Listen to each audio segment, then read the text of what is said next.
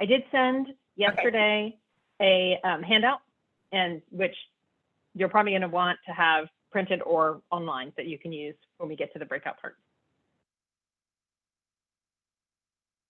So is this recording? Yes. It is. Okay. Okay, great. Great. All right. Well, our session that we're going to be talking about for the rest of our time today is about how to make feedback work. And we're going to think about feedback both kind of small scale and broad scale, because feedback can sometimes be a little bit awkward and a little bit uncomfortable, whether you're on the giving end or on the receiving end. So one of the things that's helpful, and we've been talking about this all year, is how to cultivate thought diversity and psychological safety on teams. Basically, if I'm going to just say that in everyday English, like everybody here is cool and has something really valuable to give to the team.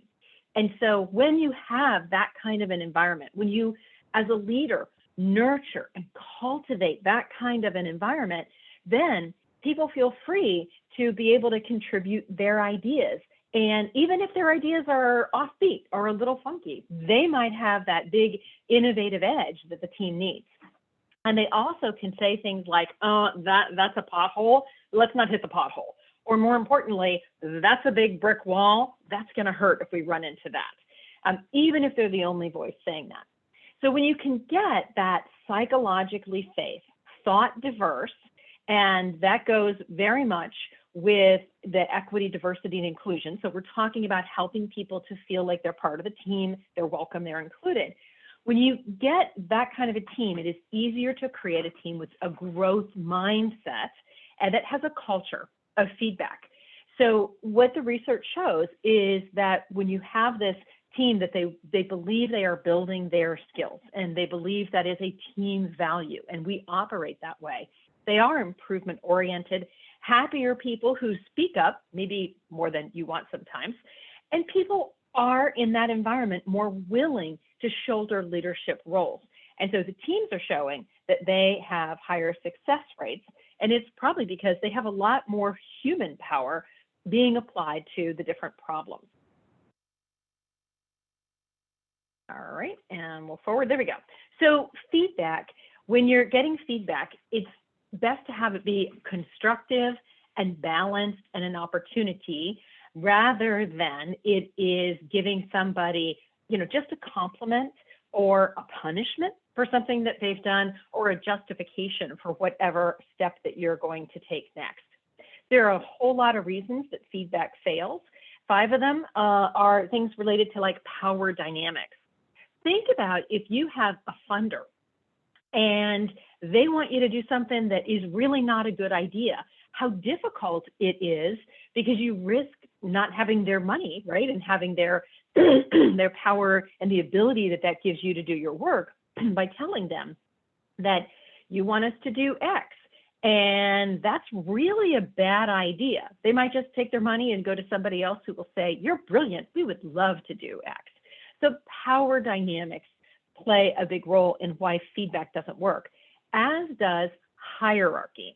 Sometimes it can be really, really difficult to tell somebody up the chain that something's very risky or is a bad idea.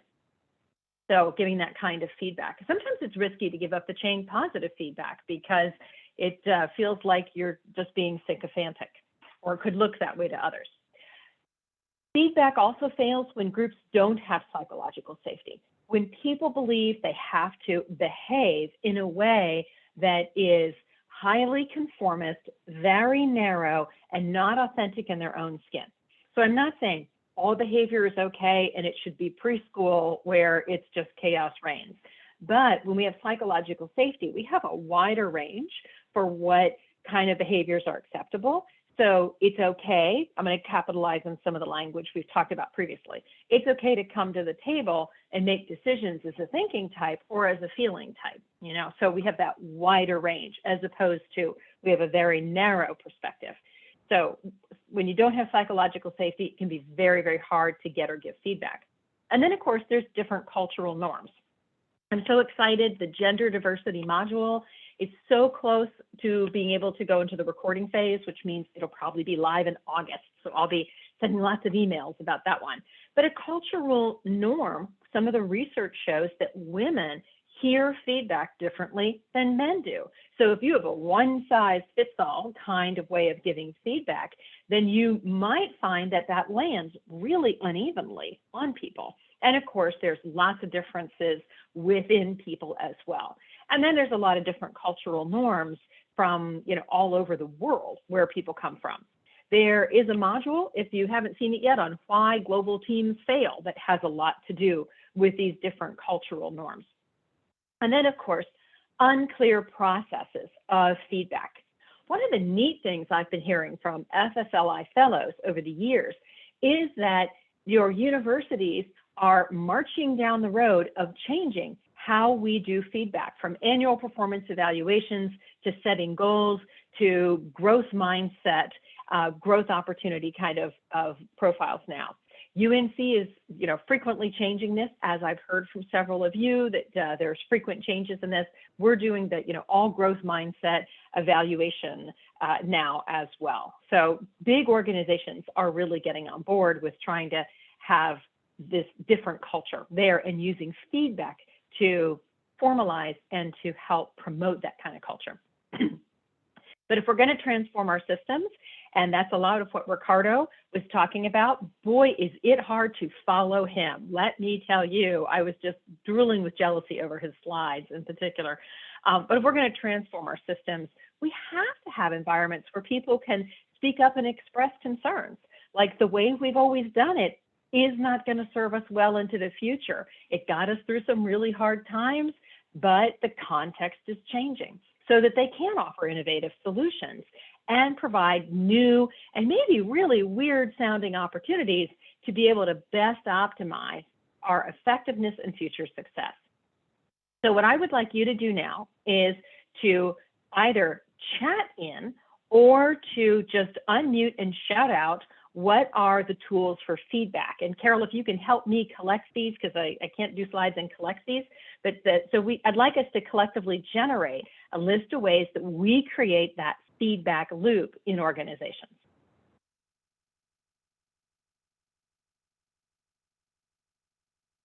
Annual performance. Thanks, Jason. Go ahead. Say it again. Claudia, I was saying annual performance evaluations. Okay. Thanks, Woody.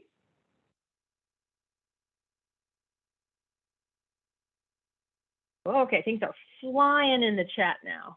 Let's see. Written and verbal opportunities, employee surveys, open discussions and team meetings, focus groups, surveys, regular meetings, ask for people who report to us, give us feedback, group emails, open door policies.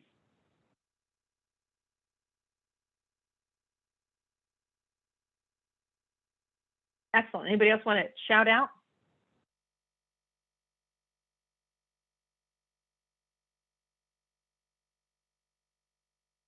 Okay. Annual performance evaluations, advisory boards. All right, great list.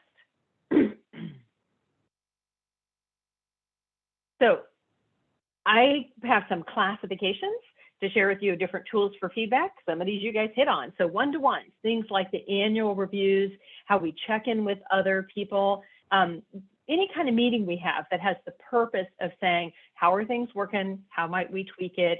What can you tell me? It's the idea of, are we meeting or missing one another's needs?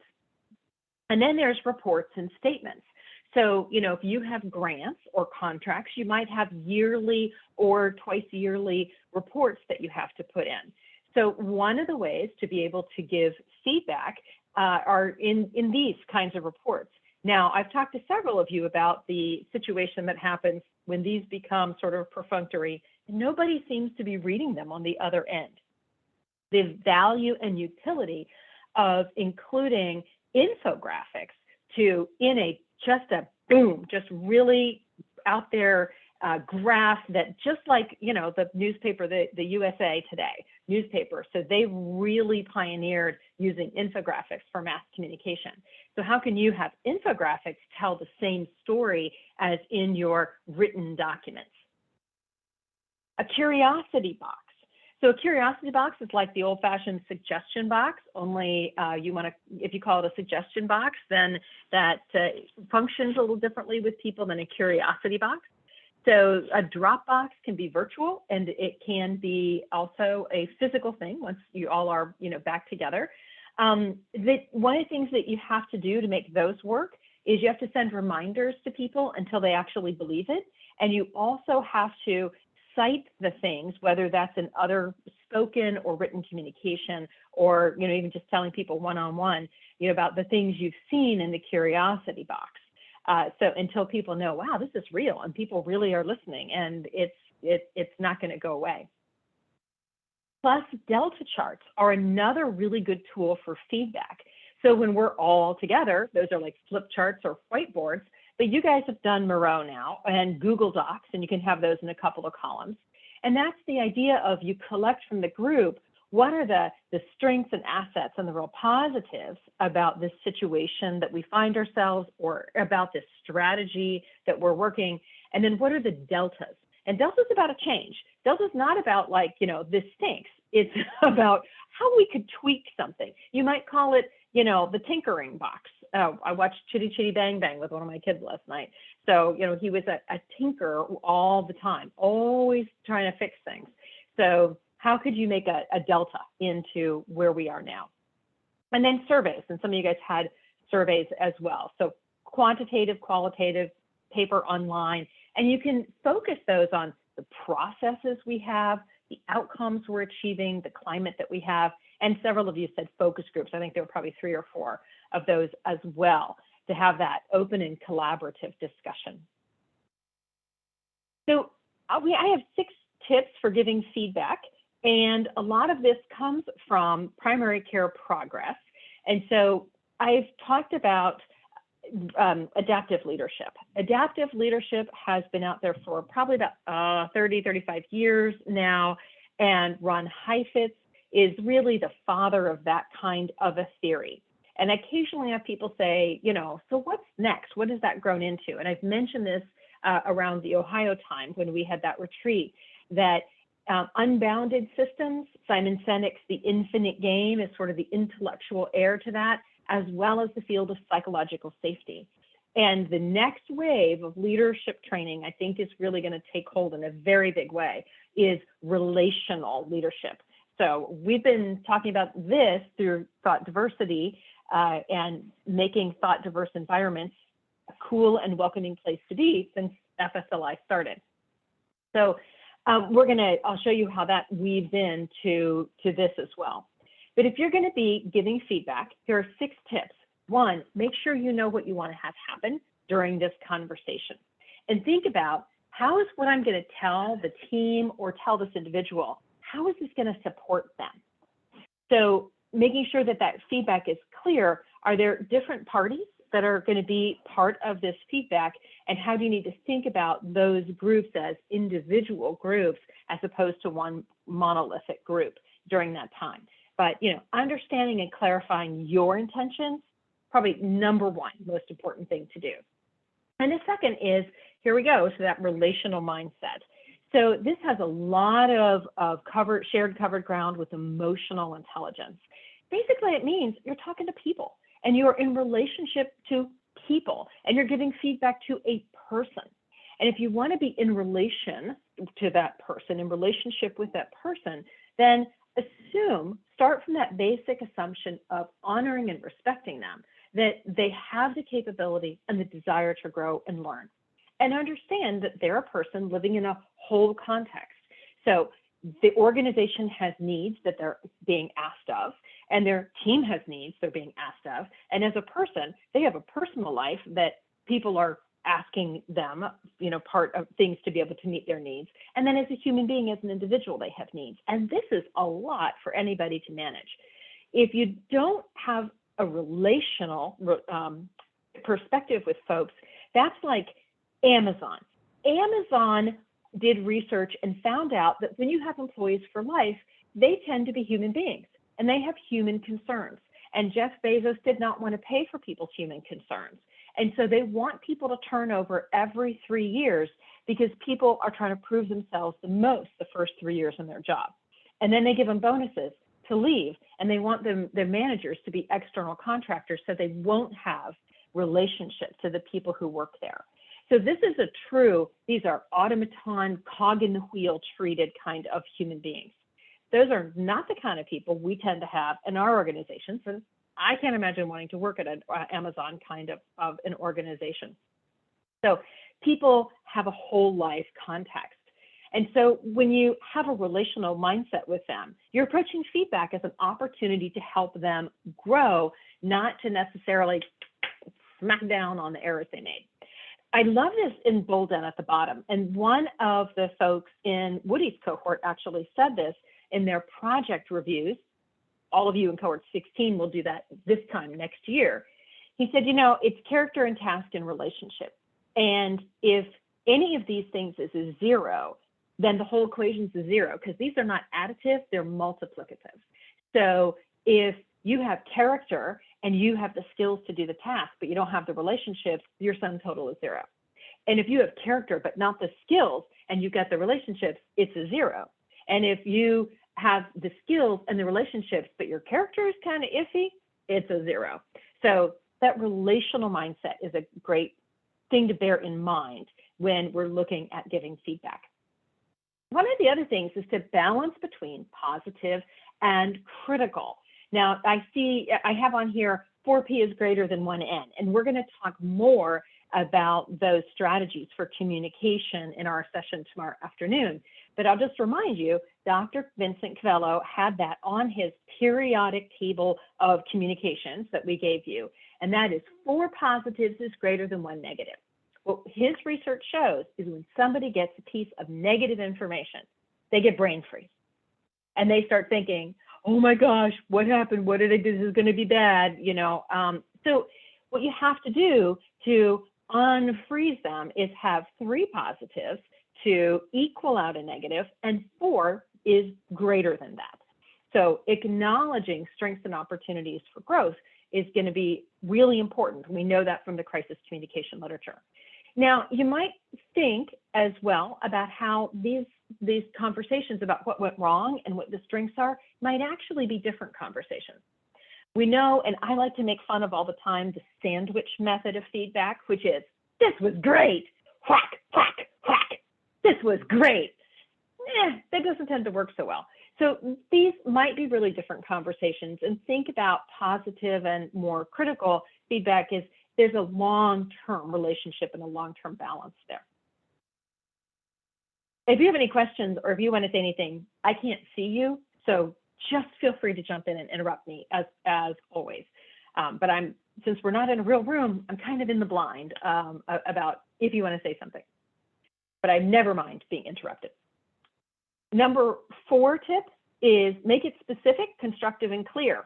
If you've done the module on managing difficult conversations, then you've seen SBI, situation, behavior, impact.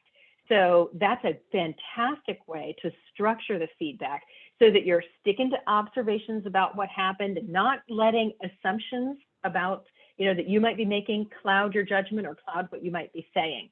And you want to be clear about the behavior that they're doing and how that's impacting the work or relationships with others. SBI, and there's a couple examples in the module and in your IT Factor book. All right, number 5 tips for successful feedback is stay in the moment. So timing matters. If a lot of time has gone by and then you're going to go back to this thing that happened a month ago, it's going to be a lot more difficult to have that be a successful and constructive and useful feedback method. So you want to provide the feedback as soon as you can. And the advice is that if you've already talked about stuff that's happened in the past, don't drag up everything that person's ever done wrong. If you have to do that, save that for a formal review where you're talking about the pattern. But if you're trying to stay in that moment, you're going to be talking about what that person is doing, right then, and to be able to correct the behavior right then. And then number 6, don't give people feedback and then run away. Don't sort of plop the feedback on them and then they can deal with it. You need to make sure they've heard you, because communication is an art form. And as soon as you start to get negative feedback, it's like there's static in the brain and it's hard to hear anything else that's said. So staying with it, checking in with them, keeping yourself open and non-judgmental about their response, because they might have some emotion or resistance, or they might have feedback to share with you as well. Welcome clarifying questions. Know that you have more training in giving clarifying questions probably than almost anybody you're going to be leading or managing or working with. So they might need to ask clarifying questions and not be able to verbalize those. You might need to provide those, but make sure there's time, that you've left time to address those. And then the last 4 things, and I'll stop here. Questions on any of that, or is that just all crystal clear?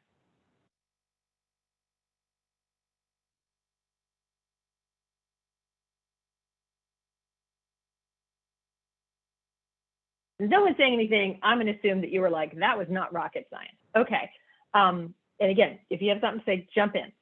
So I also have 4 tips for receiving feedback as well.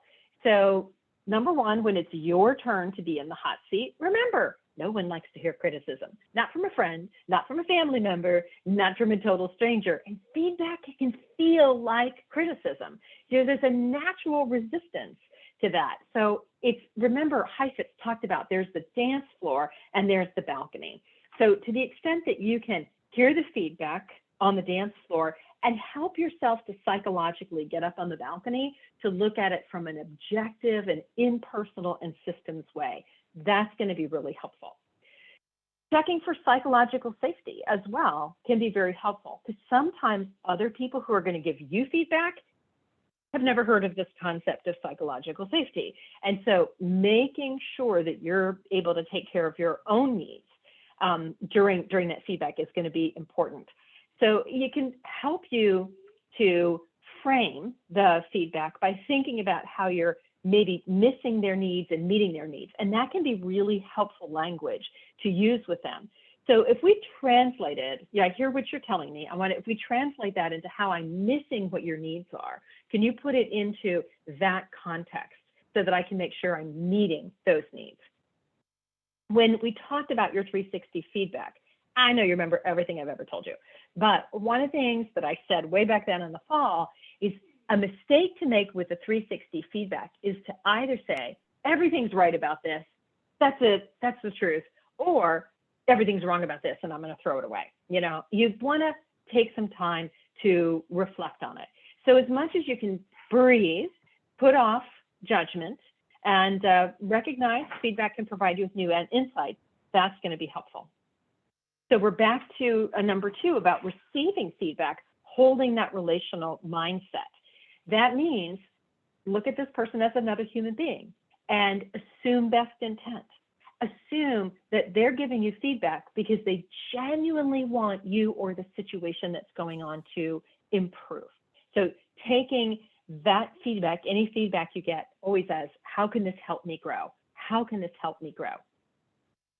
Clarity. So step number 3, ask for those details, examples, and suggestions for improvement. You want to repeat what you heard to make sure that you understand what they're telling you. I think it's a very good idea, unless you are super skilled in this or have a social work degree, because then you have a degree in clarifying and reflective questions.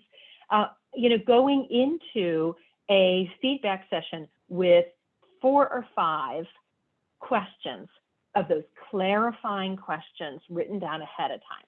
Because if you get brain freeze, it's going to be hard to retrieve those questions when you need them. And so if you have them written down, then you can say, I do have some questions I'd like to ask. And those can be prompts to help you become more objective and get back up on that balcony. And then lastly, make sure you thank the person who's giving you feedback. You might want to acknowledge, if it's difficult feedback, that it takes some courage and fortitude to deliver difficult feedback, and you appreciate very much that they gave you that grace to let you know. And it's always okay to say, I want to thank you for this. I really appreciate this. There's some things I need to contemplate here, or you might say, I need to reflect on, or I want to chew on this a little bit that you've given me. It's a lot of important information here. I'd like to set a time we can talk again in the future after I've had some time to digest and think about this. And then that can help buy you time to understand, what was it about the feedback? Was it the feedback or the way it was delivered or some of that hierarchy stuff? What was it that made that challenging for you in the moment? So what we're going to do now is, oops, not go that fast. So I sent you that form yesterday, and we're going to give you about 8 minutes. We might make that 6 minutes now to think about an upcoming feedback meeting that you're going to have. So think about, you could also do one that you just had, so either way, you could do a postmortem or you could do pre-planning. So think about the situation, the who, what, where, when, how, why, and then what do you want to accomplish in that feedback session, or what do you want to accomplish with the feedback that you got? How can you stay relational in this process? And what are steps you can take to be able to get that plus delta balance, like, things that are assets here and things that to tweak with that person? So how can you make that message really specific, constructive, and clear? Are there obstacles? And what kind of clarifying questions? And then we're going to have you guys break out into pairs to be able to talk about the reflection and the pre-planning. Any questions on this?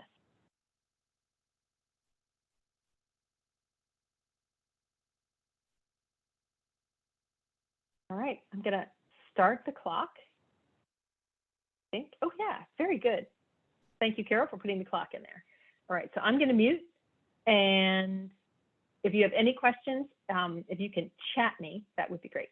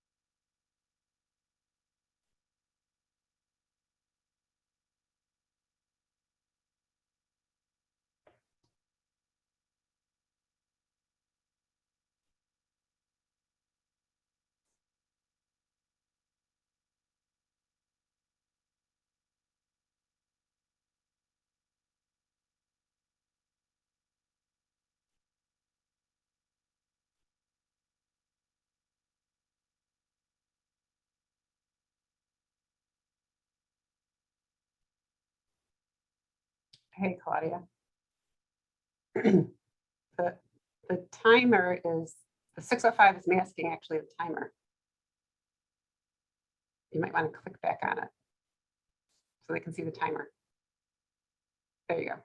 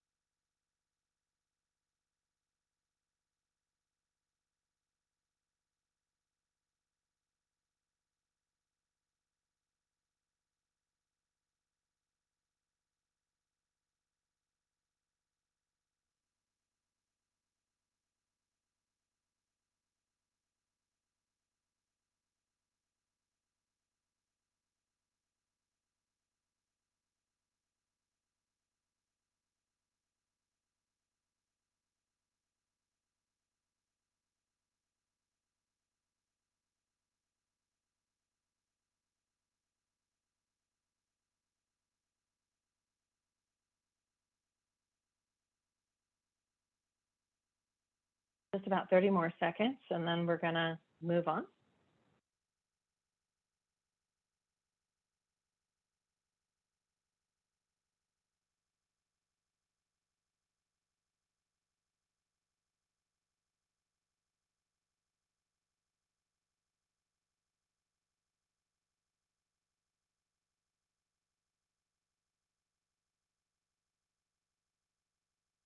All right.